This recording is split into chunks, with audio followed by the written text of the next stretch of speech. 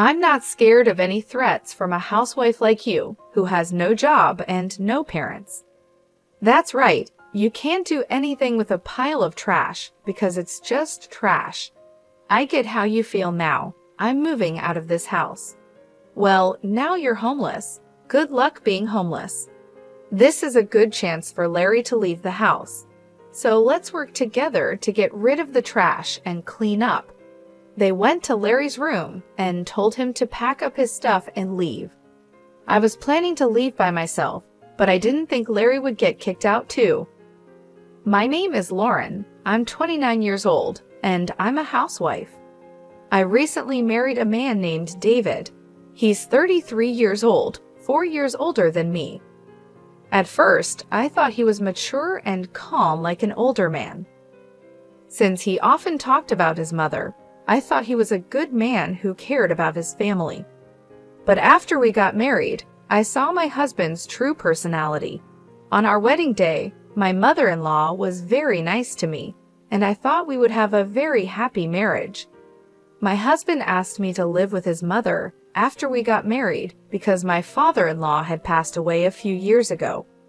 He said he wanted to stay close to his mom. I thought my mother-in-law was trustworthy, so I agreed to move in with her. But as soon as we got married, both my mother-in-law and my husband changed. They would say, "Hey Lauren, hurry up and bring me tea," and clean the bathroom and toilet quickly. My mother-in-law would shout at me and give me orders like that. Maybe she wants to scare me, or it's just because of her age. She would call me loudly and make me do all sorts of chores. The biggest surprise was finding out about my roommate, whom no one had told me about, when I woke up the other day. I was surprised to find a man I didn't know in the kitchen. I froze, wondering who he was. He noticed me and said, "I'm Larry, David's younger brother." He introduced himself. I had never been told that David had a brother, let alone a roommate, so that was a shock. Larry is 30 years old, the same age as me. I went to my mother-in-law and asked her to introduce me to my brother-in-law. She said, "Oh, you mean Larry? Don't worry about him. He's just a reclusive ghost." I was surprised. How could she not care about her own son? She called him a ghost and said she was happy with just David. She said Larry was just a useless hermit who only went out for shopping and stayed home the rest of the time. I was shocked by her words.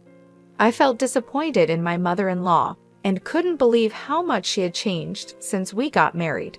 It was sad to see her discriminate against her own son. I am an only child and have no siblings, so I couldn't compare. I would be shocked if my own mother said such things about me or ignored me. My parents are already dead, and I envy families that are alive and together. I hoped that at least parents and children could get along. I asked my husband about Larry when he got home from work. I thought maybe brothers could get along, but my husband was cold. He said, "Leave him alone. Just pretend he doesn't exist. He won't harm you." He said it dismissively, as if he had forgotten to mention it. I was disillusioned by how he called his own brother heir. My husband had no family memories or anything. He was just a mama's boy. I finished my chores for the day and went upstairs, feeling regret about my marriage. Then I bumped into Larry, who was just going to the bathroom. "You married my brother, didn't you?" Larry said to me. "Yeah, what's wrong?" I replied, "I'm sorry, it's nothing. But I won't say anything bad. You'd better get out of here." "What?" I asked, confused. "I'm sorry, but you should get a divorce," he said. I was a little offended and confused. I was shocked at how my husband and mother-in-law acted. I married my husband because I loved him. It's unbelievable that Larry would ask me to end our marriage after just one day. "It's none of your business. I can handle it," I said. "I'm a competitive person." "I'm sorry about that," said Larry. "I'm also sorry for my outburst," he added, bowing his head. I thought he was acting strange. Until a little while ago, I thought I understood why my mother-in-law, and I felt uneasy about the rules. He apologized so politely that I'm not sure if he really meant it. Maybe he was just trying to be nice and warn me. As I was thinking about that, Larry said, "Excuse me," and went into his room. My mother-in-law and husband say my brother-in-law is a strange recluse, but to me, he seems like a decent person who deserves respect. The next day, while I was putting breakfast on the table, Larry came down to get a drink. I said, "Good morning, Larry. Why don't you join us for breakfast?" "Good morning, Lauren. Thank you for asking," Larry replied, glancing at his mother. "I'm not eating breakfast with him." "Just get the breakfast done," she yelled at me. "It's okay," Larry said quickly and went back to his room. I wanted to apologize for my strong words yesterday, but I couldn't do it. Hey, all you have to do is housework. Don't do anything unnecessary, okay? My mother-in-law gave me a fierce glare. I was stunned by her harsh attitude. Even though I was the bride, I didn't expect this kind of treatment, and my husband's behavior toward me changed drastically. "What the heck? Today's menu is curry. You should have told me before lunch. I had curry for lunch too," he shouted. "How is that my fault? Why didn't he call me and tell me he had curry for lunch and wanted something else?" I kept my mouth shut. He continued to yell at me, "Hey, you're not apologizing. Who do you think you are? You're here to do the housework. Make sure you understand that." I was shocked and stayed silent. David didn't love me. He just wanted a housekeeper. It's terrible. How could he be so cruel with such a calm voice? They didn't care about me. They just wanted to make themselves comfortable. They were using me. Seeing them giggling and watching TV in the living room, I walked upstairs. As soon as I got upstairs, I burst into tears. Then a hand gently offered me a handkerchief. "I still think you should leave," said a familiar voice. I looked up, and it was Larry. I'm so sorry," he said. I wiped my tears in a hurry. "I'm sorry I used your handkerchief." "No, I gave it to you because I wanted you to use it," Larry said. I heard what my brother and mother said. "I knew it. They're the worst," he continued. When Larry said that, I asked him what he meant by "I knew it." Larry said he had been in a similar situation before. I asked him for more details, and he told me that my husband had promised to marry another woman before. But because my mother-in-law and husband treated her the same way they treat me now, she ran away just before the wedding. Hearing that story made me feel a bit relieved. It showed that my husband and mother-in-law were pretending to be nice before marriage to avoid scaring away the bride. I felt hopeless. How could I have trusted them? But I had nowhere else to go if my husband left me. I'm just a housewife. My husband and mother-in-law wouldn't let me get a part-time job. I can't even move out and rent another place. I didn't know what to do. All I could do was cry. Then Larry said, "If we keep talking here, it will look suspicious. Let's talk at a coffee shop next time, if you like." He handed me a piece of paper with his contact information on it and went back to his room. I was determined to get out of this house.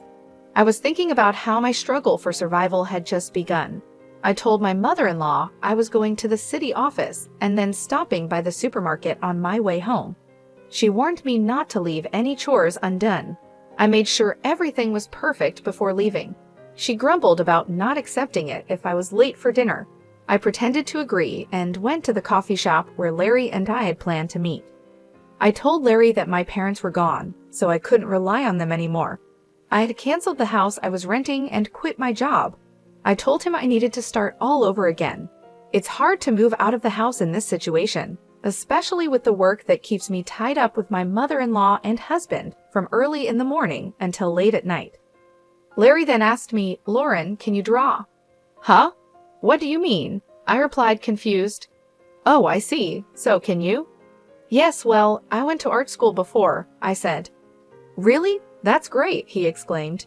"Yes, but how?" I asked. "Just in time. Another mega artist is looking for an assistant. You can do it remotely," Larry said. "But I don't have a computer right now," I responded. "I'll lend you my computer that I'm not using right now," Larry said. "Really? Thank you so much. But why do you have an extra computer? What do you do for a living?" I asked. "That's kind of you to ask. You don't think I'm just a recluse, do you?" No. You use polite words a lot, and you look neat and tidy, so I don't think that at all." "Do you work from home?" I replied. "Yes, actually, I'm an engineer," Larry said. "An engineer?" I didn't know that. I didn't realize you were a business owner, I exclaimed. Yes, I used to work for a company, but now I run my own business. It's easier for me to take orders on my own. We also have web designers as employees. We only have a few people, so everything is done remotely, he explained. I see, so that's why you're home all the time. But your mother and David said you're just home doing nothing. Haven't you told them the truth? I asked. I don't see any benefits in telling those two, Larry replied. True, but if you're such a good manager, why don't you just leave that house? I wondered. Larry then shared his thoughts with me for the first time. Let's not talk about me. I need to introduce you to the manga artist, he said. Larry made a phone call right away, and soon a remote interview was set up for me. I was going to have an interview with the manga artist on Wednesday. My mother-in-law usually had lessons after which she would go out with other participants, so I could do the remote interview then.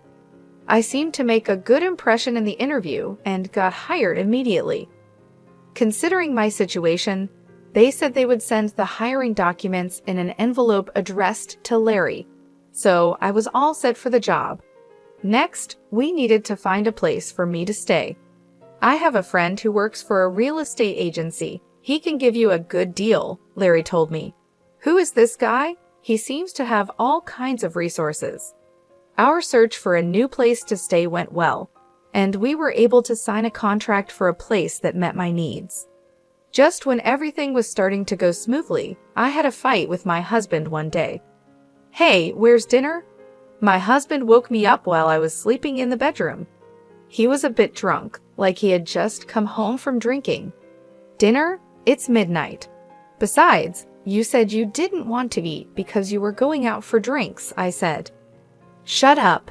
The king is home, and you don't even get up to greet him. Now you say you didn't make dinner? You're a bad wife, so useless. His words made me really angry. Do you have any idea how hard I've been working with your mother for you?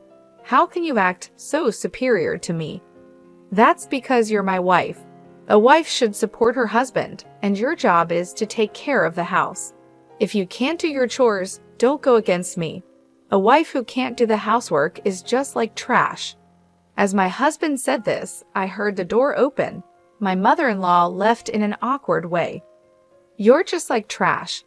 Larry is also trash, and this place looks like a dump, my husband sneered as my mother-in-law agreed. Yes, let's take out the oversized trash, he added. What did you just say? I asked him. He opened the drawer and pulled out a piece of paper. This is what I mean. It's a divorce paper. You're no good to me anymore. I'm going to find another wife who can take your place. That's why I'm divorcing you. Get out of my house. You're disgusting. You think your wife is just a slave. The best wife is one who acts like a housekeeper. Don't you worry about saying things like that. I hope you regret what you just said one day, I replied. What are you trying to say? I'm not afraid of any threats from a housewife with no job and no parents like you, he laughed. My husband and my mother-in-law laughed together. That's so true. You can't do anything about it because you're just trash. Well, I understand how you feel now. I'm going to move out of this house. I said that and signed the divorce papers. Then I left. I put the divorce papers in my bag and started to pack my stuff. My mother-in-law and husband watched me with grins on their faces. Now you're homeless. What on earth are you going to do now? Well, it's none of our business anymore. Good luck, homeless lady. Oh, and Larry, this is a good time for him to get out too. Yeah, let's take out the trash and clean this place up. After we get rid of him, we'll tear down the wall and make it bigger and more comfortable. My husband and mother-in-law were already talking about what they would do after we were kicked out. Then they went to Larry's room and told him to pack up his belongings and leave. I was planning to leave anyway, but I never thought they would kick Larry out too. I kind of regretted letting my emotions take over and having a fight with my husband. I'm sorry, Larry. It's my fault. No, don't worry about it, Larry said. I already realized I can't live with them anymore. Besides, I have other things I'm interested in. Maybe it was lucky we had that fight, he smiled.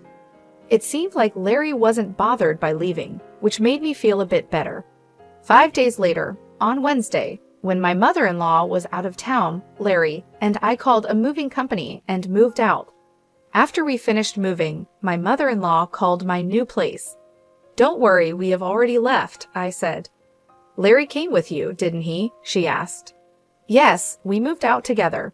"I'm glad I don't have to see you guys anymore," she said happily and hung up. But what she didn't know was that Larry and I were planning revenge. I managed to move my belongings and start a new life just in time. Thanks to Larry, I got a lot of money from my husband in the divorce. Larry had recorded what my husband and mother-in-law said during the fight. Their words were considered harassment, which helped prove the divorce was my husband and mother-in-law's fault.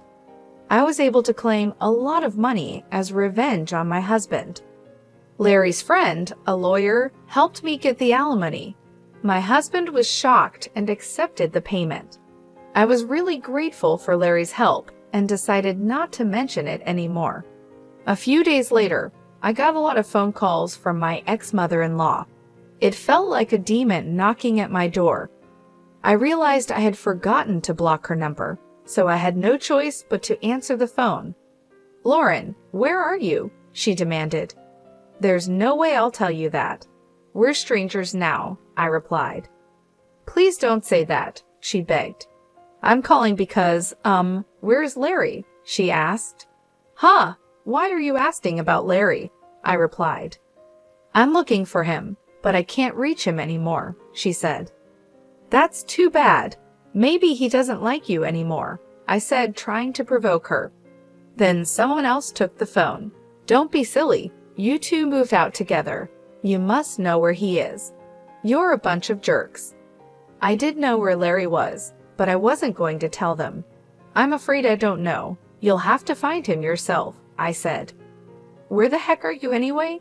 You don't have a home, a job, or a place to live.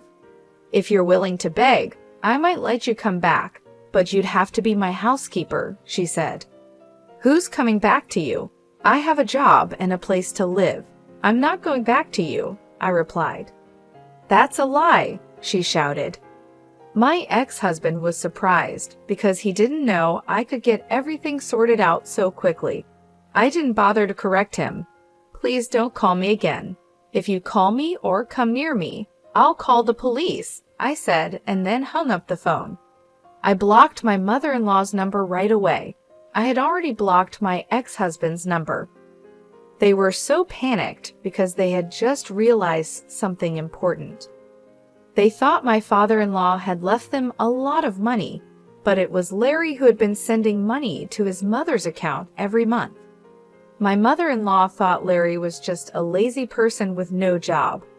They couldn't believe that the bank had divided my father-in-law's inheritance. When Larry was kicked out of the house, he stopped sending money. That's why there were no more transfers at the expected time. They must have finally realized who had been providing the money, but it was too late. Larry had already cut ties with his mother and brother. My ex-husband had no money to pay alimony, and my ex-mother-in-law was living off the money Larry sent every month. If the money stops coming in, she's going to be in a lot of trouble. Well, they both got what they deserved. I don't feel sorry for them at all. By the way, Larry bought a nice apartment in New York and is living there comfortably. Why is he so rich? Why did he send money to his parents and stay there all those years? It's because he made a promise to his father. Unlike his mother, Larry's father loved him a lot. Even though his mother and brother treated him badly, he stayed because of his father's wish. His father told Larry, "You may not like your mother and brother, but they are important family members to me. So after I pass away, please take care of them too." To keep his promise to his father, even though he was bullied, Larry secretly sent money to support his mother and brother. It's terrible that his mother and brother, who kicked out such a kind-hearted person like Larry without knowing the truth, are the worst. I met Larry once after we moved out. He said he had made a promise to his father, and I agree with him. I hope he can move on. I was feeling hopeless after being tricked by my husband, but luckily Larry saved me. I believe he is an important person in my life, and I wish him happiness." 2 years later, Larry asked me to marry him. He proposed to me, but that's another story. It's horrible how a nice person can change so much after getting married. That's a marriage scam, isn't it? I'm glad my brother-in-law is a very reliable person, and now I'm married to him. Anyway, I overcame the obstacles and feel relieved that happiness is finally in my hands. Please let me keep having these happy days. Thank you for watching until the end. Please subscribe to our channel if you liked this. See you in the next video.